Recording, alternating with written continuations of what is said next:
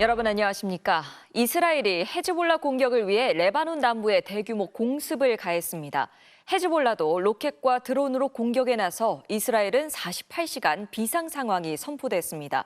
중동에 또다시 전면전 위기감이 고조되고 있습니다. 장유진 기자입니다. 이스라엘 북쪽과 맞닿은 레바논 국경 근처. 불빛 하나 없는 밤, 폭발음과 함께 섬광이 번쩍입니다. 다른 영상을 보면 연달아 날아가는 미사일이 포물선을 그리며 떨어집니다. 이스라엘은 현지 시간 25일 레바논 친이란 무장 세력 헤즈볼라에 대한 선제 공격을 감행했습니다. 이스라엘군은 헤즈볼라의 공격 움직임을 포착했다면서 선제적 대응 차원에서 100여 기의 전투기를 동원해 레바논 내 로켓 발사대 수천 기를 타격했다고 밝혔습니다. אנחנו נחושים לעשות הכל כדי להגן על המדינה שלנו, להחזיר את תושבי הצפון בבטחה לבתיהם ולהמשיך לקיים כלל פשוט. מי שפוגע בנו, אנחנו פוגעים בו. 이스라엘군의 선제 공격에 레바논과 이스라엘 곳곳에서 공습 경보가 울렸고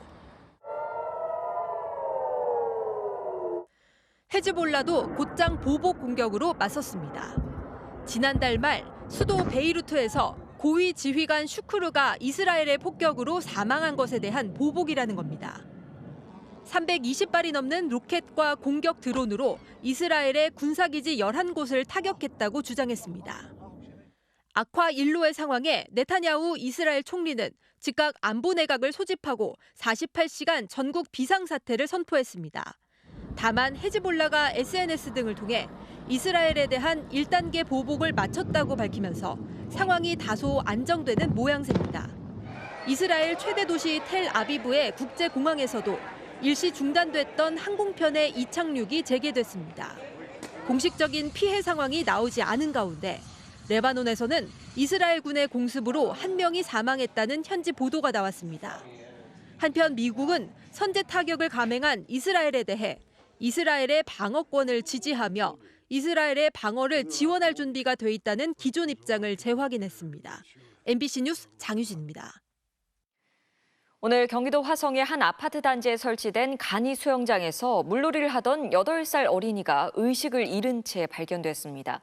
경기도 여주에서는 철인 3종 경기에 참가한 30대 남성이 수영 도중 실종됐다 심정지로 발견돼 병원으로 옮겨졌지만 숨졌습니다. 이재욱 기자가 취재했습니다. 바람이 빠진 간이 수영장 주변으로 경찰 통제선이 설치됐습니다.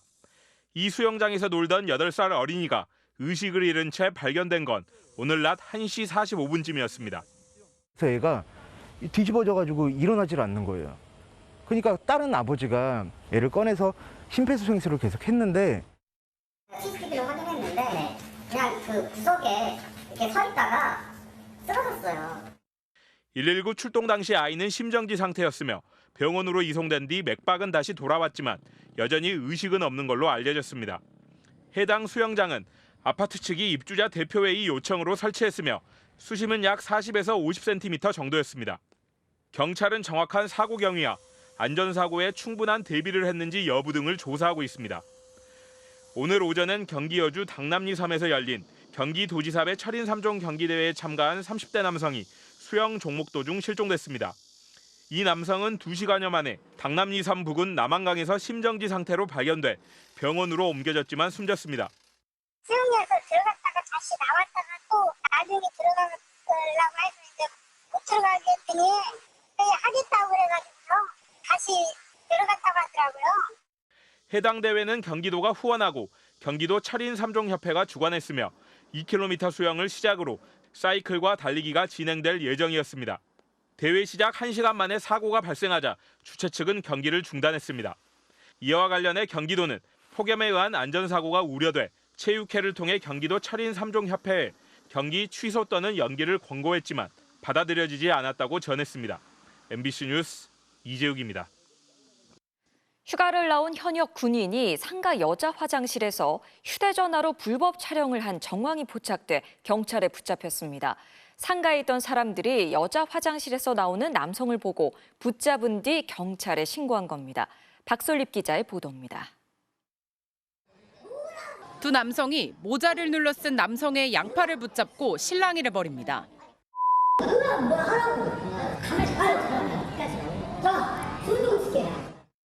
남성이 여자 화장실에 들어가고도 한참 있다 나오자 이를 본 태권도장 관장과 그의 일행이 붙잡은 겁니다. 여자 화장실에 나오신 거 아니냐. 그래서 자기는 몰랐대요. 근데 모를 수가 없잖아요. 누가 봐도 남성분들 들어간 것만으로도 범죄가 되는 거니까 바로 나온 것도 아니고. 네, 제가 일단 바로 잡았죠. 실랑이가 이어지는 사이 한 여성이 여자 화장실에서 누군가 휴대전화로 몰래 촬영하는 모습을 봤다고 말하기도 했습니다.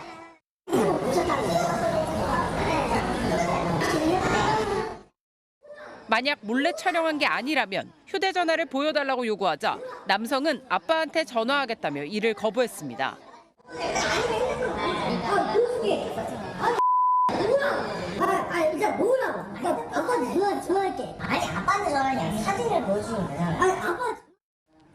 남성은 결국 신고를 받고 출동한 경찰에 의해 체포됐습니다. 경찰 조사 결과 남성은 휴가를 나온 20대 현역 군인으로 파악됐으며 남성의 휴대전화에선 불법 촬영이 의심되는 자료들이 발견된 걸로 전해졌습니다. 다만 남성은 현재 불법 촬영 혐의를 부인하고 있습니다.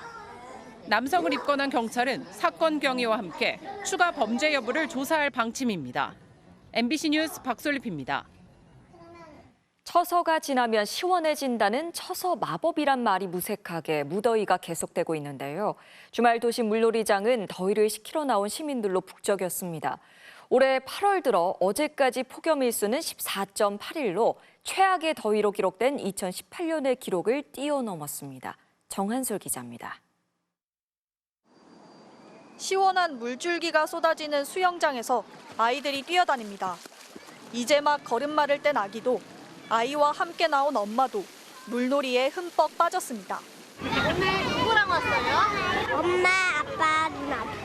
프라국 불저 좋았어요. 시원해요. 튜브에 올라타 물장구를 치는가 하면 물총까지 꺼내들었습니다. 노니까 어때요? 오늘 낮 서울의 최고 기온은 32도, 대구는 35도까지 치솟으면서 막바지 무더위가 이어졌습니다. 너무 더워가지고 진짜 힘들었는데 아직도 여름이 안 끝난 것 같아가지고 조금 아직 좀 에어컨도 계속 틀고 있고 빨리 가을이 왔으면 좋겠어요. 8월 들어 24일까지 일 최고 기온이 33도 이상이었던 날은 14.8일로 최악의 여름으로 손꼽히는 2018년 8월 14.1일을 뛰어넘었습니다. 이는 관련 통계가 집계된 1973년 이후 두 번째로 많은 수치입니다. 서울은 올해 총 37일의 열대야가 발생해 기상관측 이래 최다 기록을 갈아치웠습니다. 여태까지 여름 중에 가장 더웠고요. 집에서 그냥 에어컨 그냥 하루 종일 풀로 돌리면서 애기랑 그냥 같이 지냈던 것 같아요. 밤에 잠도 자기 힘들고. 기상청은 당분간 폭염과 열대야가 이어질 걸로 내다봤습니다. 고온 다습한 공기 영향으로 해안과 도심을 중심으로 열대야, 전국 대부분 지역에 폭염이. 다만 기상청은 주 중반 이후엔 일본에 북상하는 제10호 태풍 산산의 영향으로 날씨 변동성이 크다며 일기예보를 수시로 확인해달라고 당부했습니다. MBC 뉴스 정한솔입니다. 또 요즘 폭염으로 전기 사용량이 만만치 않은데요. 지난 11년 사이 발전 시설이 2배 가까이 늘어 전력 대란에 대한 걱정은 많이 사라졌습니다. 문제는 송전 선로가 크게 부족하다는 겁니다. 전기를 생산하고도 필요한 곳에 제대로 보내지 못하는 거죠. 장슬기 기자가 취재했습니다. 경기도 하남에 위치한 동서울 변전소는 46년째 서울과 경기 동부에 전기를 공급하고 있습니다. 올해 초 한국전력은 변전소 용량을 4.5기가와트로 늘리고 건물을 지어 실내로 옮기기로 했습니다. 용인에 들어서는 반도체 클러스터를 비롯해 수도권의 전력 수요를 감안하면 동해안의 발전소에서 전기를 더 끌어와야 하기 때문입니다. 하지만 지난 21일 하남시가 주민 반대를 이유로 최종 불허를 통보하면서 한전에는 비상이 걸렸습니다. 수도권을 중심으로 전력 수요가 급증하는 상황에서 정부와 한전이 특별 관리하는 국책 사업입니다. 행정소송 등 법적으로 가능한 모든 절차를 검토할 계획입니다. 전기를 나르는 송전선로 건설도 곳곳에서 멈춰섰습니다. 지역 주민들과 협의가 늦어지기 때문입니다. 한전은 지난해까지 송전선로를 6,500서킷킬로미터 연장하기로 했는데 실제 공사는 4분의 1 정도에 그쳤습니다. 기록적인 폭염에 전력 수요가 100기가와트까지 올랐는데도 오히려 동해안의 발전소는 전기를 보낼 선로가 부족해 가동률이 낮습니다. 연간 가동률 예상을 한 15%에서 20% 사이가 될 걸로 9월 추석 전에 다시 다 이제 스톱하고 겨울까지 또 2개 발전기가 다 멈춰야 됩니다. 우려가 커지자 여야는 오는 28일 송전선로와 변전소의 인허가 절차를 대폭 간소화하는 전력망 특별법을 통과시키기로 합의했습니다. 한전의 적자가 누적이 되면서 사실 송전망에 대한 투자가 좀 소홀해졌던 측면이 있고요. 특별법이 통과된다 하더라도 송전망 건설은 6, 7년 이상 지연된 상황입니다. 한전은 전력 수요를 충당하기 위해 2050년까지 2.3배 규모의 전력망 구축이 필요하다고 밝혔습니다. MBC 뉴스 장슬기입니다. 국가교육위원회는 대학 입시 정책을 비롯한 국가 중장기 교육 계획을 세우는 대통령 직속 국가기관인데요. 국가교육위원회가 정책을 논의하겠다며 1박 2일 워크숍을 열어 5성급 호텔에서 묵고 식사도 해결하면서 수천만 원을 쓴 것으로 나타났습니다. 비슷한 다른 장관급 위원회와 비교했을 때 터무니없이 많은 비용을 썼는데요. 김민영 기자의 단독 보도입니다. 지난 4월 국가교육위원회는 1박 2일 동안 부산을 찾아 워크숍을 진행했습니다. 현장 간담회를 열고 UN 기념공원도 참배했습니다. 이배용 국가교육위원장과 위원들, 사무처 직원까지 39명이 참석했는데 최고급 5성급 호텔에 묵었습니다. 일반 참석자들은 하룻밤 숙박비가 42만 원인 디럭스 오션 1인실, 이배용 위원장은 50만 원짜리 오션 테라스 방을 썼습니다. 저녁 식사는 1인당 8만 5천 원짜리 이 호텔의 양식 코스였습니다. 위원장에게 의전 차량도 제공했습니다. 4시간 일당 80만 원, 이틀에 160만 원을 주고 사진작가까지 고용해 사진도 찍었습니다. 총 비용 5,400만 원이 들었습니다. 반면 같은 장관급인 농어촌특별위원회의 경우 지난 1월 더 많은 인원이 같은 1박 2일 워크숍에 참가했지만 숙박비만 6배 가까이 차이 납니다. 상대적으로 저렴한 리조트를 이용하면서 총 1,400만 원을 사용했습니다. 국교위가 이렇게 4배 가까운 돈을 쓰고 내놓은 결과물은 한 장짜리 보고서가 전부였습니다. 그런데 이마저도 처음에는 없다고 하다가 뒤늦게 공개했는데 미래 인재상을 고민하자 교육 비전은 구체적으로 제시해야 한다는 등의 원론적인 내용이 전부였습니다. 국가교육위원회의 5성급 호텔 워크숍은 처음이 아닙니다. 작년 2월 서울 광화문에서 2차례 워크숍을 열었는데 이때도 5성급 호텔을 이용하면서 2-3시간에 각각 1,500만 원, 1,300만 원을 썼습니다. 혈세에 대해서 정당하게 사용하는 것도 국가의 의무입니다. 그런 의무를 방기한 부분에 대해서는 당연히 감사원, 감사 청구를 해야 됩니다. 국가교육위원회는 부산 호텔은 의전이 가능하고 밤늦게까지 회의실을 사용할 수 있는 곳 중 가장 가격이 합리적이었다며 앞으로 장소를 더 신중하게 선정하겠다고 밝혔습니다. MBC 뉴스 김민영입니다. 독일에서 사상자 11명을 낸 흉기 난동 사건의 용의자가 경찰에 붙잡혔습니다. 이슬람 극단주의 IS는 자신들의 소행이라고 주장했는데요. 유럽 내 이른바 반유대주의를 표방한 사건들이 잇따르자 불안감이 커지고 있습니다. 베를린에서 김민찬 특파원이 보도합니다. 독일 서부에 있는 인구 16만 명 소도시 졸링겐. 특수부대 경찰들이 난민 건물을 통제한 뒤 내부를 샅샅이 수색합니다. Alles abgesperrt und jetzt müssen wir das Ende des Einsatzes abwarten, um auch ein Ergebnis zu präsentieren. Zum späteren Zeitpunkt dazu Auskunft geben. 사건은 현지 시간 지난 23일 밤 도시 탄생 650주년을 기념하는 축제에서 벌어졌습니다. 용의자가 휘두른 흉기에 3명이 죽고 8명이 다친 끔찍한 테러 사건이었습니다. 사건 발생 하루 만에 2년 전 망명을 신청한 26살 시리아 출신의 남성이 자수해 체포됐습니다. 이슬람 극단주의 IS는 이번 사건이 자신들의 소행이라 주장했지만 증거를 제시하지는 않았습니다. 독일 수사당국도 용의자와 IS 관계를 조사 중이라고 밝혔습니다. Also das kann ich Ihnen nicht abschließend sagen. Es wäre unsauber, jetzt zu sagen, das ist 100%ig sicher. Aber es spricht etwas dafür. 프랑스 남서부 지중해 마을에서는 유대교 회당 앞 주차장에서 차량 폭발 사고도 벌어졌습니다. 차량 2대에서 불이 났고 이 중 한 대에선 가스통이 터져 경찰관 1명이 다쳤습니다.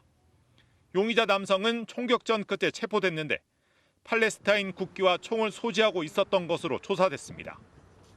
프랑스는 반유대주의 테러로 규정했습니다.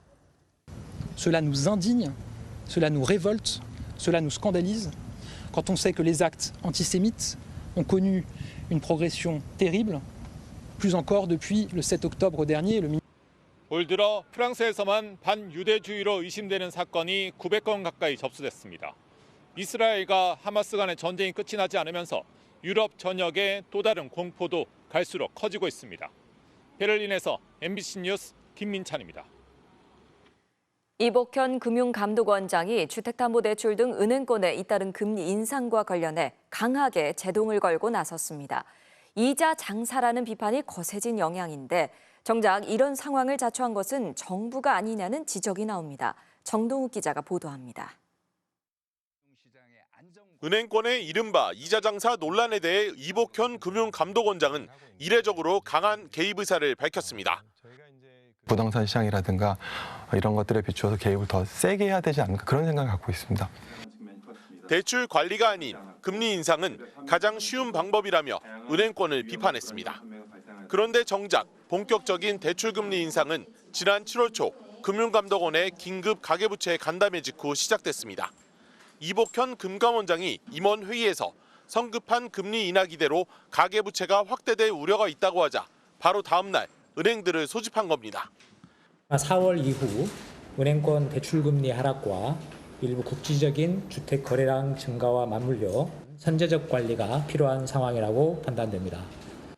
이전까지 금리 인하 경쟁을 펼쳐온 5대 시중은행은 간담회 직후 약 2개월 동안 모두 22차례 주택담보대출 금리를 올렸습니다. 하지만 기대와는 반대로 지난 7월 주택담보대출 잔액은 역대 최대 증가폭을 기록했습니다. 대출 한도 축소 조치, 스트레스 DSR 2단계 시행의 갑작스런 9월 연기 등 정책 엇박자에 부동산 가격 급등이 합쳐진 결과입니다. 신혼부부 특례대출, 세금 감면 확대 등 저출생 대책도 대출 확대를 부추겼습니다. 은행만 이자 장사의 덕을 본 셈입니다. 왔다 갔다 하게 되면서 규제 효과도 이제 줄어드는 것이고 또 어떤 이제 금융 안정성 측면에서도 이제 문제가 생길 수 있는 거죠. 정부는 앞으로 금리 대신 총량 중심의 가계대출 관리를 강화한다는 방침입니다. 하지만 지난 2021년 벌어진 주택담보대출 중단 혼란 같은 실수요자 피해로 연결될 가능성이 있다는 우려도 나옵니다. MBC 뉴스 정동욱입니다. 가족 중에 돌봐야 하는 환자가 더욱이 정신질환자인 경우 가족들이 겪어야 하는 고통은 겪어보지 않으면 짐작조차 쉽지 않을 텐데요. 정부가 처음으로 환자 가족들을 상대로 실태 조사를 했는데 5명 중 1명은 자살까지 생각했던 걸로 드러났습니다. 공윤선 기자입니다. 의과대를 졸업한 김영희 씨는 의사가 되는 걸 일찌감치 포기했습니다. 고등학교 때 조현병 증세를 보이기 시작한 2살 터울의 친형을 30년 넘게 혼자 돌봐야 하는 처지이기 때문입니다. 24시간 대기입니다. 저는 이제 눈 뜨면 케어 시작, 눈 감으면 케어 끝입니다. 소위 말하는 회사원이라든가 어디에 매여 있는 자영업자로 하기에는 상당히 좀 힘들지요. 환각이나 피해 망상 같은 형의 병세가 심해질 때면 영희 씨의 일상은 공포가 됩니다. 코미디 프로그램이어서 웃긴 장면이 나와서 웃었습니다. 갑자기 방에서 뛰쳐나와서 왜 내 욕을 하느냐 하면서 이제 폭력성을 보이는 경우가 있었고요. 정부가 처음으로 실태 조사를 해봤더니 가족들의 남모르는 고통은 상상을 뛰어넘었습니다. 돌봄 대상인 환자에게 폭력을 당한 적이 있다고 응답한 가족이 57.5%에 달했습니다. 3명 중 거의 2명꼴로 환자를 돌보는 부담이 크다고 했고 우울증 같은 정신질환에 걸린 비율도 전체의 38%나 됐습니다. 일반 성인 남성의 우울증 유병률의 9배가 넘습니다. 심지어 가족 5명 중 1명은 최근 1년 새 자살까지 생각한 것으로 조사됐습니다. 현행법은 정신질환자에 대한 보호 의무를 가족으로 규정하고 있습니다. 생활 형편이 어려워도 환자의 치료와 입원, 사후 관리까지 모든 책임을 떠맡고 있는 겁니다. 환자가 반사회적 범죄 등으로 무리를 빚으면 배상 책임은 물론 뭐 했냐는 비난까지 감수해야 합니다. 우리는 가족 책임인데 대부분의 서구의 국가들은 비자 입원 결정을 법원이 직접 하거나 독립된 기관을 설치해서 결정하게 하면서 가족의 부담을 덜어주고 있고요. 정신질환자들의 우발적 강력 사건 같은 사회적 위기를 관리하는 차원에서라도 환자 관리에 국가가 개입해야 한다는 목소리가 높아지고 있습니다. MBC 뉴스 공은선입니다. 축구팀에 주장이 있다면 오케스트라엔 악장이 있습니다. 지휘자와 소통하며 전체의 소리에서 균형을 잡는 중요한 역할인데요. 요즘 세계적으로 유명한 오케스트라 악장을 아시아인들이 도맡고 있는데 대부분 한국인입니다. 임소정 기자가 취재했습니다.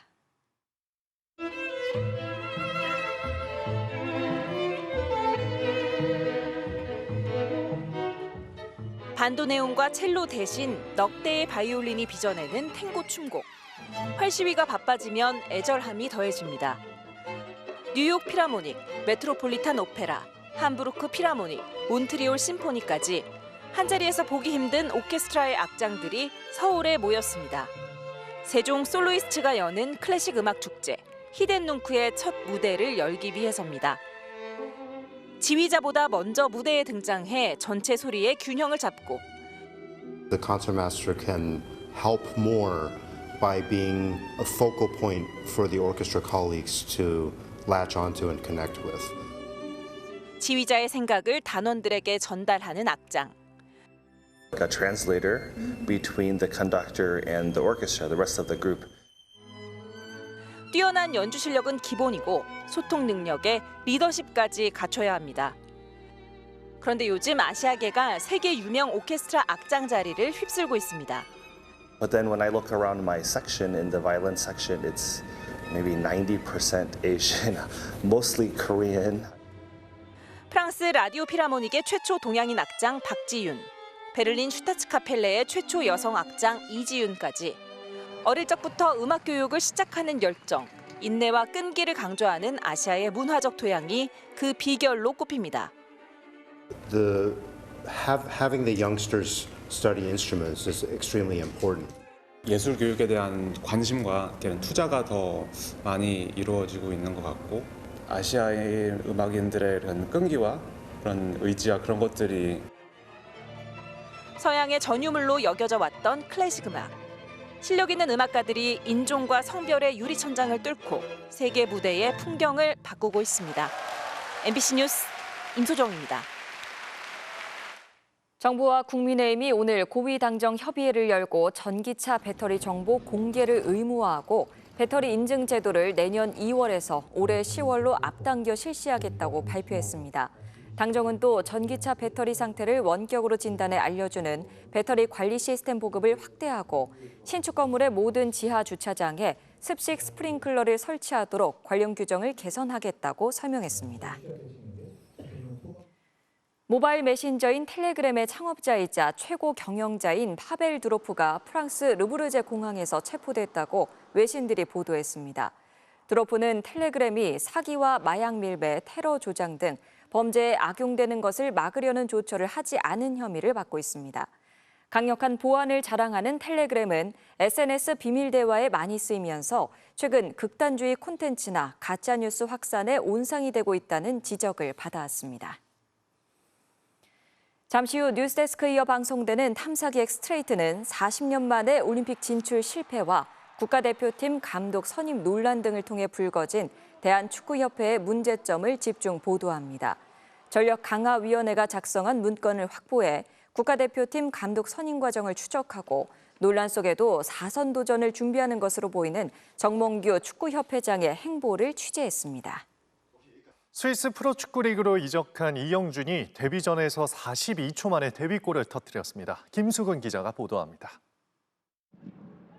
연령별 대표팀에서 192cm의 장신을 앞세운 득점력을 과시하며 지난달 수원FC를 떠나 스위스 그라스호퍼에 입단한 이영준.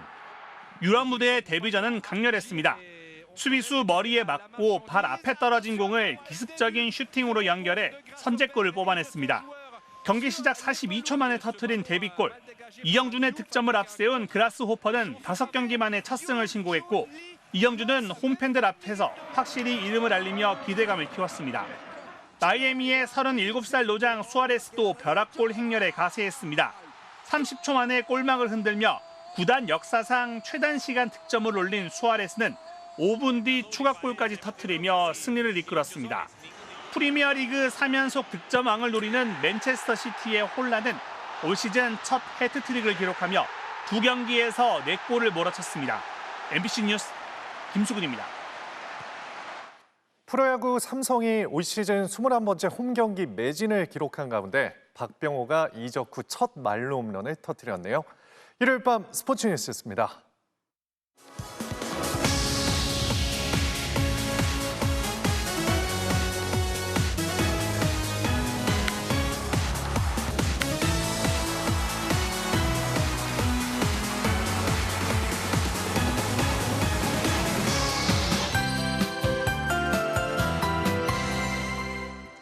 서울은 34일간 이어졌던 열대야가 주춤했고 폭염경보도 주의보로 완화됐습니다. 그 밖에 일부 수도권과 울산 등 남부지방 곳곳도 폭염주의보로 한 단계 낮아졌습니다. 그래도 아직은 산발적으로 밤더위가 이어지겠고요. 내일 한낮에 서울이 31도, 대전과 대구도 33도 안팎까지 오르겠습니다. 또 내일은 오전에 제주를 시작으로 오후부터는 남부지방 곳곳에 5에서 많게는 40mm가량의 비가 내리겠고요. 대기가 불안정한 중부 내륙 곳곳으로도 오후 한때 소나기가 지나는 곳이 있겠습니다. 내일 서울은 종일 하늘이 흐리기만 하겠습니다. 오전까지 서쪽 내륙을 중심으로는 안개와 먼지가 뒤엉키면서 시야가 다시 좁혀지겠고요. 해안가를 중심으로는 너울성 파도가 강하게 밀려올 수 있어 조심하셔야겠습니다. 오늘 밤사이에도 서울 등 대부분 지방에서 열대야가 나타나 내일 아침 서울과 대구의 기온 25도를 보이겠고요. 한낮에 서울 31도, 강릉 31도, 전주도 33도 안팎까지 오르겠습니다. 화요일인 모레는 영동과 충청 남부지방에, 수요일에는 동해안과 제주 지역에 비 예보가 나와 있고요. 극심한 무더위는 주 중후반까지도 계속될 전망입니다. 날씨였습니다. 일요일 뉴스데스크 마칩니다. 함께해 주신 여러분 고맙습니다.